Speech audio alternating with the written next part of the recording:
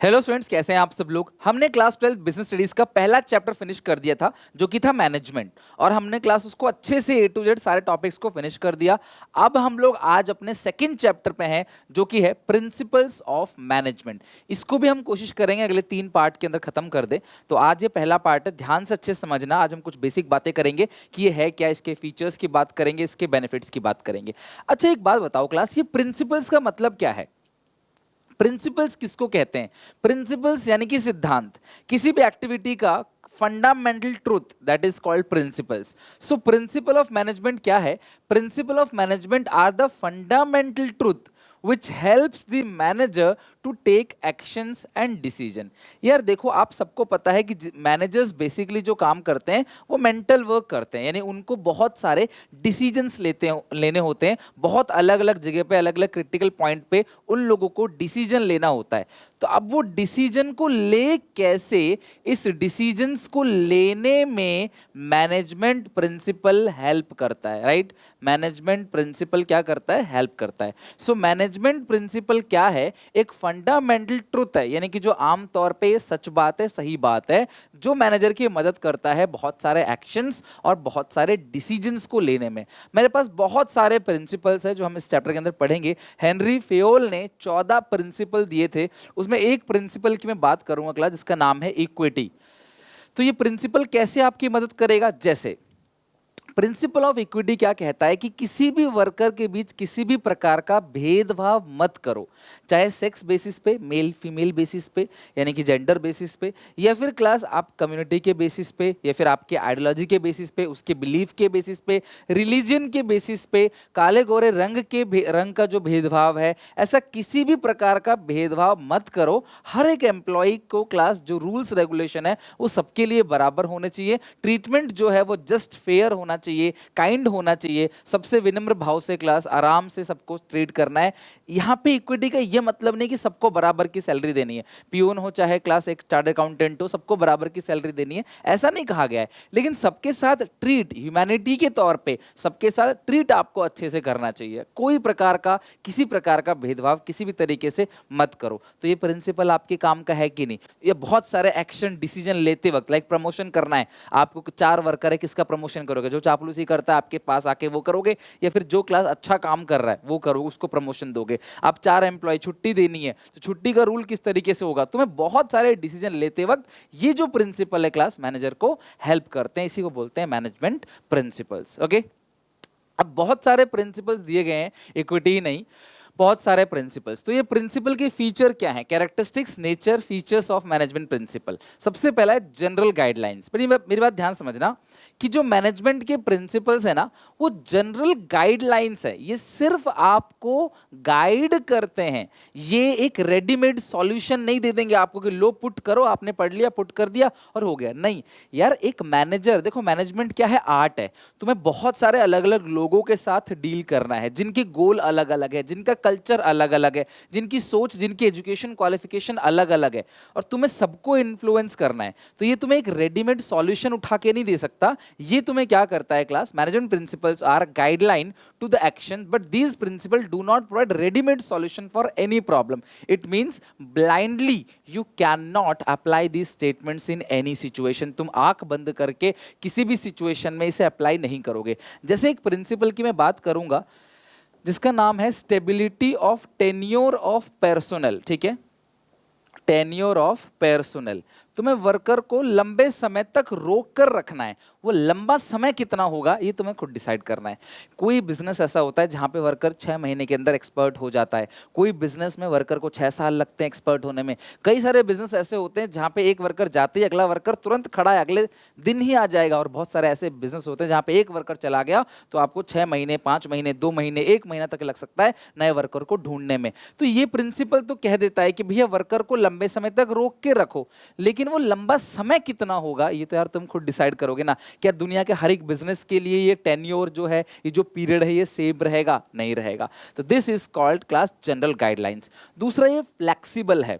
ये statement rigid नहीं है। फ्लेक्सिबल का मतलब क्या होता है क्लास, कि आप इस प्रिंसिपल को अपने हिसाब से चेंज कर सकते हो, मॉडिफाई कर सकते हो, अपने हिसाब से अप्लाई कर सकते हो रिक्वायरमेंट ऑफ कंपनी, कंपनी की जिस तरीके से रिक्वायरमेंट है।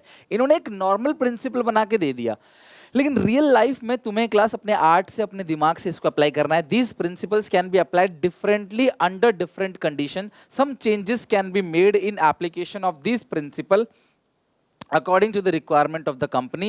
These are not rigid statement. ये रिजिड स्टेटमेंट नहीं है कि हाँ जो स्टेटमेंट दे दिया यही है, नहीं, ये फ्लेक्सिबल है। आप अपने हिसाब से चेंज कर सकते हो, अपने हिसाब से तोड़ मरोड़ कर सकते हो। जैसे एक प्रिंसिपल कहता है मैनेजमेंट का, इनिशिएटिव, सबके साथ मिलजुल के डिसीजन लो, वर्कर के सजेशन को वेलकम करो। लेकिन यार जब कई काम ऐसे होते हैं जहां वर्कर जो है बहुत पढ़ा लिखा नहीं होता, जहां पे वर्कर का सजेशन मैटर नहीं करेगा, तो वहां पे आप मत लो। ये थोड़ा ना हर जगह वर्कर का सजेशन मैटर करेगा। आप एक बहुत बड़ा डिसीजन ले रहे हो टॉप मैनेजर्स, तो यार उसमें क्या पता वर्कर का सजेशन मैटर ना करे।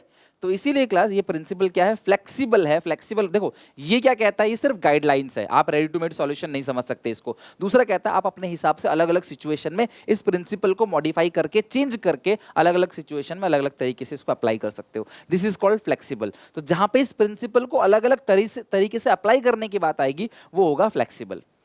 Form by practice and experiment. जिन प्रिंसिपल के नाम मैं आपको बता रहा हूं, क्या ये ऐसे ही ओवर द नाइट डेवलप कर लिए गए हैं कि हाँ ठीक है मेरे मन में आया तो ऐसा, तो ठीक है ऐसा नहीं। इक्विटी का प्रिंसिपल क्या ऐसी मन में आया हो गया? नहीं यार, ये कई बार एम्प्लॉय के साथ देखा गया है। आप रियल में देखो, क्लास में अगर क्लास टीचर सब बच्चों के साथ बराबर बराबर इक्वालिटी रखेगा तो सारे बच्चे क्लास टीचर के साथ एक अच्छा बॉन्डिंग रखेंगे, रिलेशनशिप रखेंगे, मे बी आउटपुट अच्छा निकले। आप पढ़ के भी दो टीचर को, टीचर की बात मानो, डिसिप्लिन तरीके से क्लास को सुनो भी। लेकिन अगर वही टीचर भेदभाव करेगा बच्चों के साथ, तो क्या पता बच्चों का और टीचर के बीच का जो रिलेशनशिप है वो एक बैड रिलेशनशिप बन जाएगा, और क्लास दोनों के बीच का एटीट्यूड जो है वो चेंज हो जाएगा, और मे बी नेगेटिव रिजल्ट मिले और आप स्कूल छोड़ दो या टीचर स्कूल छोड़ दे, right? This is called form by practice and experiment. The management principles are developed only after and through research work. Continue research करके, practice करके बनाया जाता है. They not develop overnight. Proper observation and experiment are conducted. हर तरीके का observation experiment conduct किया जाता है इन principles को बनाने के लिए. इनको अलग अलग तरीके से apply करके देखा जाता है. जैसे जितने भी साइंस के principles होते हैं ना, उनको भी practice experiment करके बनाया जाता है. आपने मैनेजमेंट एज अ साइंस के अंदर पढ़ा होगा. सिमिलरली मैनेजमेंट प्रिंसिपल्स को भी प्रैक्टिस करके बनाया जाता है, ऐसा रातों रात नहीं बना दिया जाता। जो भी प्रिंसिपल बनता है कंटिन्यू ऑब्जर्वेशन एक्सपर्टाइज के बाद बनाया जाता है। यूनिवर्सल एप्लीकेशन, देखो जितने भी मैनेजमेंट प्रिंसिपल है ना वो पर्वेसिव है। यूनिवर्सल एप्लीकेशन, जैसे मतलब इक्विटी, तो इक्विटी जो है, प्रिंसिपल ऑफ इक्विटी, सबको साथ बराबर ट्रीटमेंट करना चाहिए। क्या ये सिर्फ बड़े बिजनेस में होगा? क्या ये छोटे बिजनेस में होगा? प्रॉफिट मेकिंग, नॉन प्रॉफिट, हर जगह होगा, हर जगह। एक और प्रिंसिपल है, मैं आपको एग्जांपल देता हूं, ये रहा principle of division of work. ये कहते हैं कि सारा का सारा काम जो है उठा के एक इंसान को मत दो।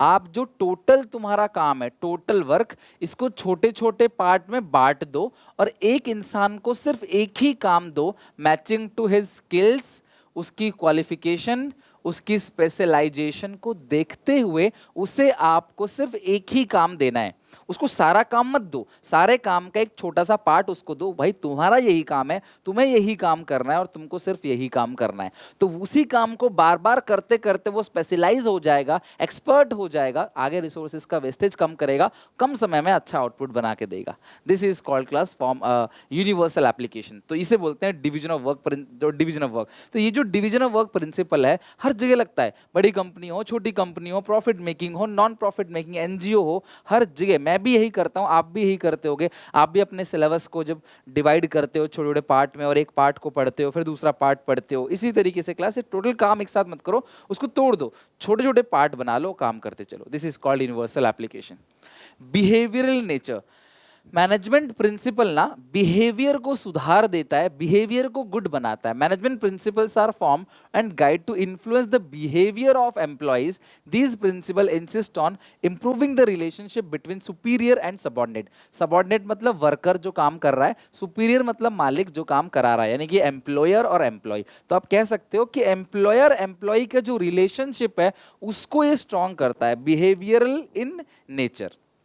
लास्ट है मतलब वर्कर के बिहेवियर में चेंज लेके आता है ये प्रिंसिपल। मालिक भाई सीधी सी बात है, ये प्रिंसिपल हमेशा बात करता है एम्प्लॉयज की कदर करो। तो जब आप एम्प्लॉयज की कदर करोगे, एम्प्लॉय आपकी कदर करेगा, दोनों के बीच में एक हेल्दी रिलेशनशिप फॉर्म हो जाएगा। Cause and effect relationship, cause मतलब कारण और इफेक्ट मतलब क्लास उसका रिजल्ट। तो जितने भी मैनेजमेंट प्रिंसिपल है ये आपको बता देंगे कि अगर आप इस प्रिंसिपल को लगाओगे तो क्या फायदा होगा और अगर नहीं लगाओगे तो क्या नुकसान होगा। As you all know that management principles are develop after continuous practice and research work, so these are based on cause and effect. That means these principles tell us if a particular principle is applied on a particular situation what might be the effect. देखो ये कभी भी guarantee नहीं दे सकता कि आप इस पे ये प्रिंसिपल लगाओगे तो एग्जैक्टली यही रिजल्ट देगा।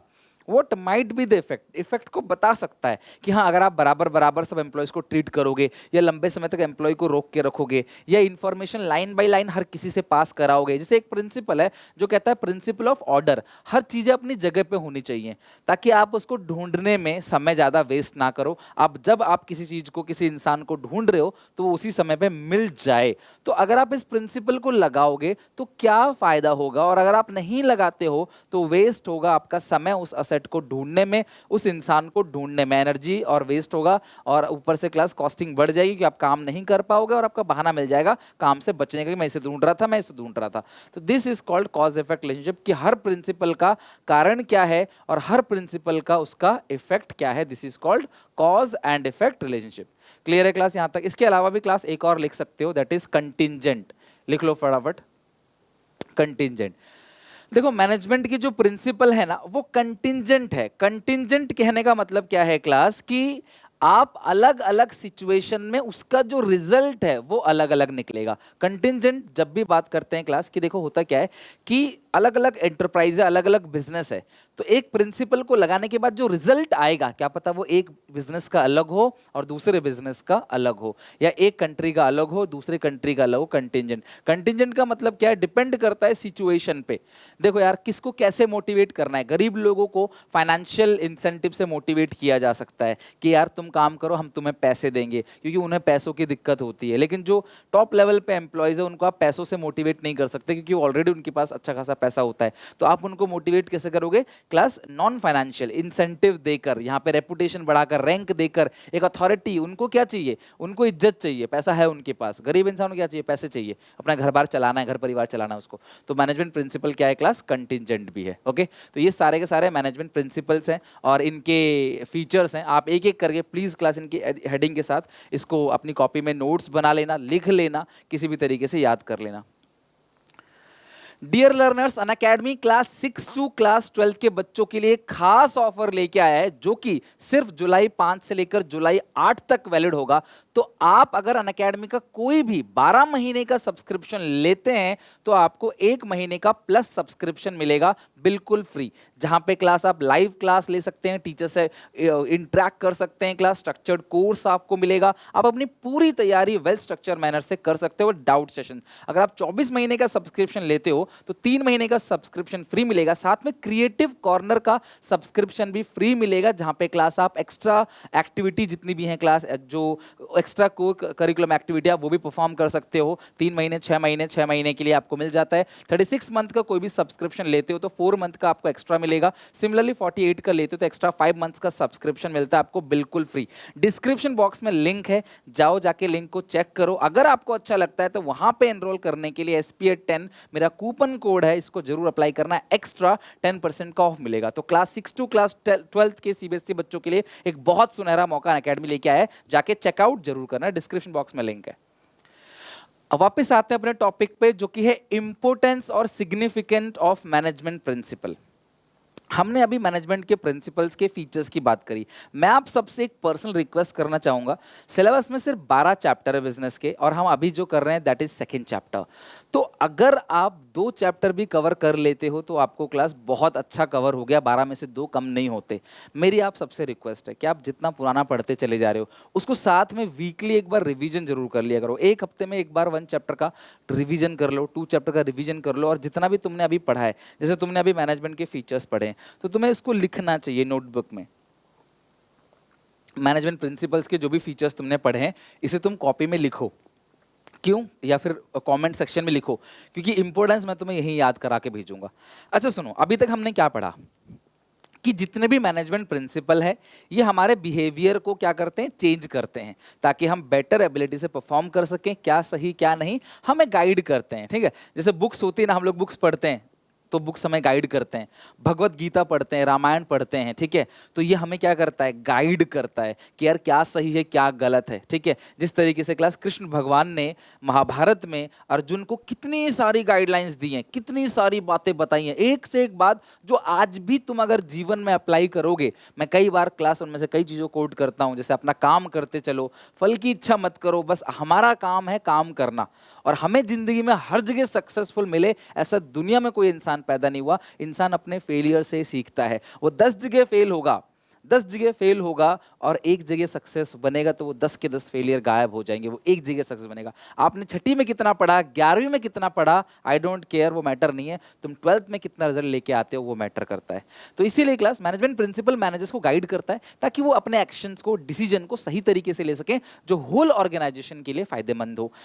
तो अगर आप ये सारे के सारे प्रिंसिपल्स को पढ़ते हो, समझते हो और अपने हिसाब से अप्लाई करो, क्योंकि ये फ्लेक्सिबल है, इसका रिजल्ट सेम नहीं आएगा एक इंसान के ऊपर अप्लाई। ये कोई केमिकल रिएक्शन थोड़ी है जो हर जगह करोगे सेम आएगा। अलग अलग इंसान है, किसी के ऊपर आप अप्लाई करोगे कोई समझ जाए। मैं पढ़ाता हूँ, किसी बच्चों को बहुत अच्छा लगता है, मेजोरिटी बच्चों को अच्छा लगता है, क्या पता किसी को अच्छा ना लगता हो, क्या पता जब मैं बहुत सारे एग्जाम्पल लेता हूँ तो किसी बच्चों को ऐसा लग सकता है सर आप बहुत टाइम पास करते हो, इतने सारे एग्जाम्पल लेते हो। वही सेम चीज किसी बच्चों को अच्छा लग सकता है कि सर आप इतने सारे एग्जाम्पल लेते हो, हमारे दिमाग में एकदम सेट हो जाता है। तो ये पर्सन टू पर्सन वेरी करता है, समझ रहे हो बात को। तो जो मैनेजमेंट प्रिंसिपल है उसके फायदे क्या हैं क्लास, सबसे पहला साइंटिफिक डिसीजन। यार मैनेजमेंट प्रिंसिपल के अंदर हम जितने भी डिसीजंस लेते हैं, ये कोई क्लास ऐसा डिसीजन नहीं है कि हाँ अपने मन में आया और ले लिया, नहीं, दीज आर साइंटिफिक डिसीजंस। यानी कि management principles are scientific decision, it means these are made with proper logic. जो भी प्रिंसिपल है उसका प्रॉपर लॉजिक है, रीजन है, फैक्ट है, so that these principles helps the manager to take scientific decision, ताकि ये प्रिंसिपल्स मैनेजर्स की हेल्प कर सके साइंटिफिक डिसीजंस को लेने में। तो मैनेजमेंट प्रिंसिपल क्या है क्लास, साइंटिफिक डिसीजन है। ये हर चीज प्रॉपर, जैसे साइंस होता है ना, साइंस प्रॉपर लॉजिक के साथ चलता है। जैसे सूर्य ग्रहण निकलता है, चंद्र ग्रहण निकलता है, तो लोग कहते हैं कि सूर्य को ग्रहण लग गया, चंद्र को ग्रहण लग गया, लेकिन साइंस जो है उसका एक अलग लॉजिक देता है, एक अलग रीजन देता है साइंस उसका, कि यार ये चीजें होती हैं, इस तरीके से घूमता है क्लास पूरा अपना सोलर सिस्टम में, इस तरीके से घूमने के बाद ये इसके ऊपर आ जाता है जिसकी वजह से वो छुप जाता है। साइंस एक प्रॉपर लॉजिक रीजन दे देता है, राइट।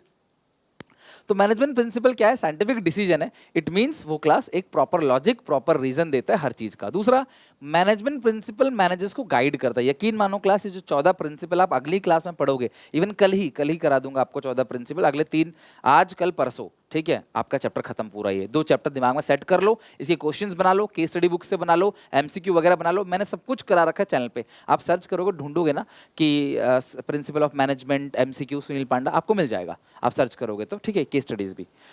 तो मैनेजमेंट प्रिंसिपल क्या है, गाइडलाइंस है मैनेजर्स के लिए, ताकि क्लास मैनेजर्स अपनी बेस्ट एबिलिटी से परफॉर्म कर सके। These principle improve knowledge, ability and understanding of the manager under various managerial situation. अलग अलग मैनेजरल सिचुएशन में ये क्लास क्या करता है, हेल्प करता है मैनेजर को डिसीजन लेने में। तो मैनेजमेंट प्रिंसिपल पहली चीज क्या है क्लास, साइंटिफिक डिसीजन, जितने भी डिसीजन है वो साइंटिफिक डिसीजन है। दूसरा क्या है, गाइडलाइन टू मैनेजर, मैनेजर को क्या देता है क्लास, गाइडलाइन देता है।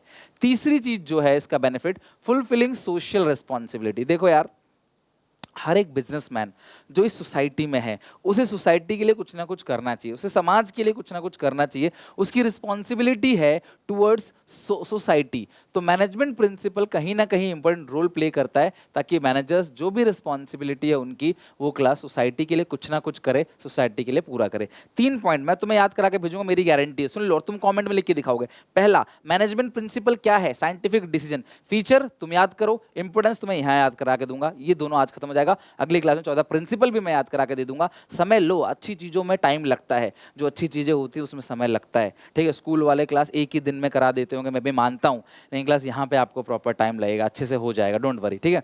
तो क्या है क्लास, सबसे पहले साइंटिफिक डिसीजन, दूसरी बात गाइडलाइन देता है मैनेजर को, गाइडलाइन देता है, तीसरी बात फुलफिलिंग सोशल रिस्पॉन्सिबिलिटी, चौथी चीज ये तुम्हें पूरे बिजनेस स्टडीज में न जाने कितनी बार यूज आएगा, ऑप्टिमम यूटिलाइजेशन ऑफ रिसोर्सेज। देखो यार रिसोर्सेज लिमिटेड है, जंगल, नदी, झरना, पानी, हर चीज लिमिटेड है, हर चीज लिमिटेड है। आज ऐसा जमाना है जहां पे हम लोग डायरेक्ट पानी नहीं पी पाते नलके से निकाल के।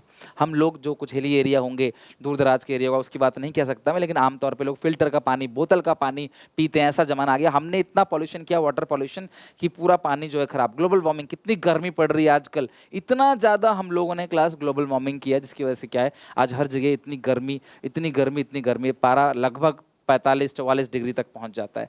तो हमें रिसोर्सेज का ऑप्टिमम यूटिलाइजेशन करना है ताकि आगे आने वाली पीढ़ी को भी कुछ मिले। दूसरी बात, कंपनी के अंदर भी आपको रिसोर्सेज को वेस्ट नहीं करना है। Management principle helps the manager to reduce the cost of production. Cost कम होगा, अगर आपकी लागत कम होगी तो आपका जो प्रॉफिट है वो ज़्यादा होगा, सेल प्राइस भी कम होगा। अगर मैं किसी चीज़ को 100 में बना रहा हूँ तो मैं 110 में बना के 10 रुपये कमा सकता हूँ। अगर मैं किसी चीज़ को 120 में बना रहा हूँ तो भाई मैं कितना कमाऊंगा? अगर मैं 130 का भी बेचूंगा तो 10 कमाऊंगा, प्लस कस्टमर को 130 का मिलेगा, यहाँ कस्टमर को 110 का मिलेगा। तो रिसोर्सेज को कम से कम आप वेस्ट करो, यूटिलाइज करो पूरी तरीके से, वेस्टेज कम से कम करो। By optimum utilisation of resources, management principle helps to remove the wasteful movement and setting of standard time to complete the task. तो एक टाइम भी सेट कर देता है। हम पढ़ेंगे टाइम स्टडी, जिसमें हेनरी फ्यूल साहब कहते हैं कि आप टेलर कहते हैं कि आप टाइम फिक्स कर लो किसी काम को।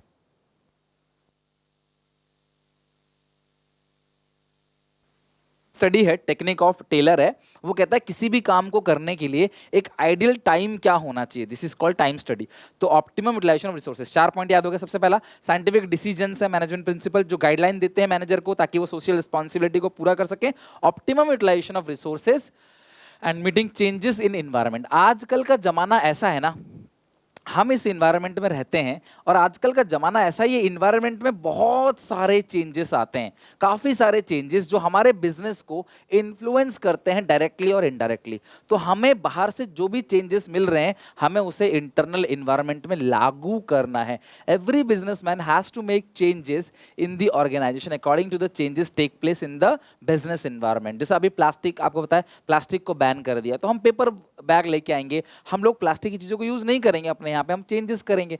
Management principle help the managers to adopt changes. तो ये जो मैनेजमेंट प्रिंसिपल है ये मैनेजमेंट की मदद करता है ताकि उन चेंजेस को आप अडॉप्ट कर सको। जनरली होता क्या है, लोग चेंजेस को अडॉप्ट करने में हिचकिचाते हैं, झिझकते हैं कि नहीं यार जैसा चल रहा है चलने दो, चेंज क्या करना है। लेकिन अगर मैनेजमेंट प्रिंसिपल्स की अगर बात करें तो ये मैनेजमेंट को हेल्प करता है, गाइड करता है, मोटिवेट करता है कि जो भी चेंजेस हैं वो अच्छी चीज़ है, बदलाव अच्छी चीज़ है, change is a good thing. आपको चेंज करना चाहिए, आपको टाइम टू टाइम मॉडर्न होना है।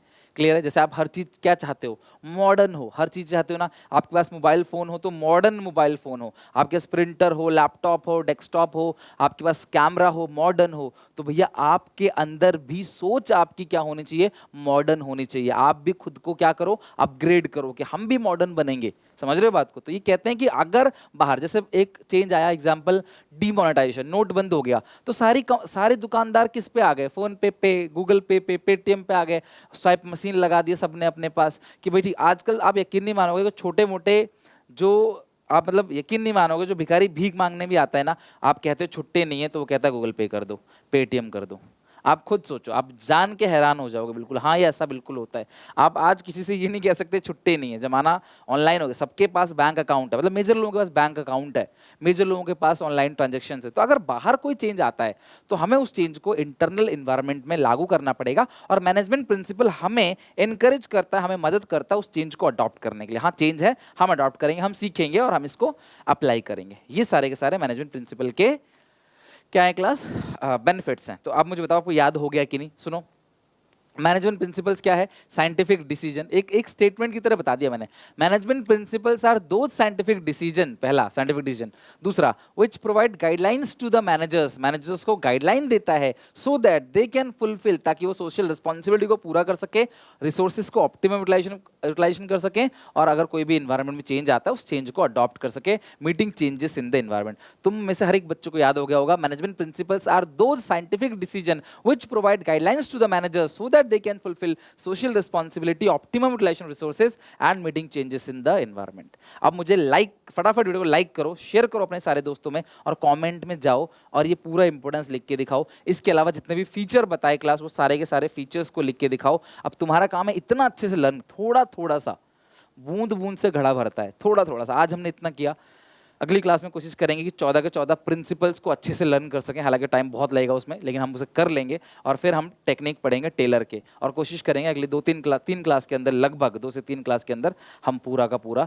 ये चैप्टर नंबर 2 अपना खत्म कर दें। आई नो आप इसे पढ़ के जरूर आओगे, आधा घंटा जरूर दोगे इसको सीखने के लिए, और शेयर करोगे वीडियो को। अगर वीडियो अच्छे लगे तो लाइक जरूर करना, कॉमेंट करना मत भूलना। क्लास आपके लिए मेहनत हो रही है तो मुझे भी आपका सपोर्ट चाहिए। आप मुझे भी मोटिवेट करो, शेयर करो वीडियो को। और तब तक के लिए class bye bye, take care, मिलते हैं नेक्स्ट वीडियो में।